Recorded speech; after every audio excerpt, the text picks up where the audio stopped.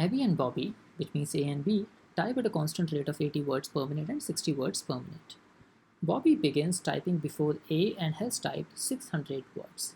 So basically, let's assume that this is the 0 mark and B has already typed.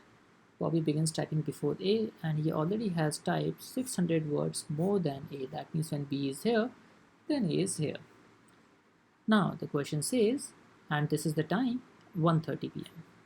Now, if they continue typing at their constant rate, at what time will A have typed exactly 200 words more than B?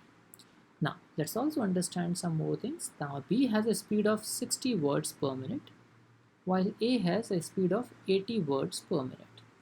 And now they are going in the same direction. That means now we can say that the relative speed, which means the speed at which the gap between the two will continue to change, is equal to 80 minus 60, that is equal to 20 words per minute. Because in every minute B will type 60 words, A will type 80 words. That means this whole gap will decrease by 20 words. And it will continue to decrease by 20 words per minute. Therefore, that becomes the relative speed. Now, what is the distance that we need to be bridged between the two? Now, understand this thing that the initial gap between A and B is 600. But that's not what we have to bridge, because the question says if they continue typing at this rate, at what time will A have typed exactly 200 more words than B? That means A is 600 words behind and A has to reach 200 words ahead. That means the total gap that A has to bridge with the relative speed is 800 words. So the time to bridge the gap will be equal to 800 divided by 20. That means 40 minutes. All we have to do is add 40 minutes in 1:30 so that the final time becomes 2:10 p.m. and the answer to the question becomes option D.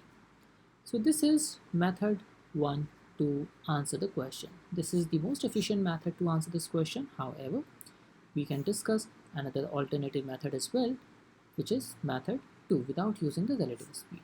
Now, so A is 600 words behind B, and now suppose in t time, the required situation is achieved. That means A types for t minutes while B types for t plus, because B has already started typing and has typed 600 words. So at the rate of 60 words per minute, B already has started 10 minutes before A. That means the total time of B will be t plus 10.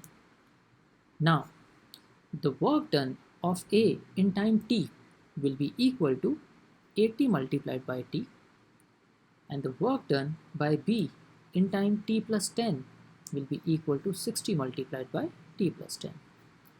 But this 80t should be equal to 200 words more than 60 times of t plus 10. Now we have to simplify this, and that becomes 20t is equal to 200 plus 600, that is equal to 800. That means t again becomes 40 minutes, and this leads us to the same conclusion. That means at 2:10 p.m. the required situation will be achieved. I hope you enjoyed the two explanations. As I already mentioned, that the first one is something that I prefer over the other. Thank you so much.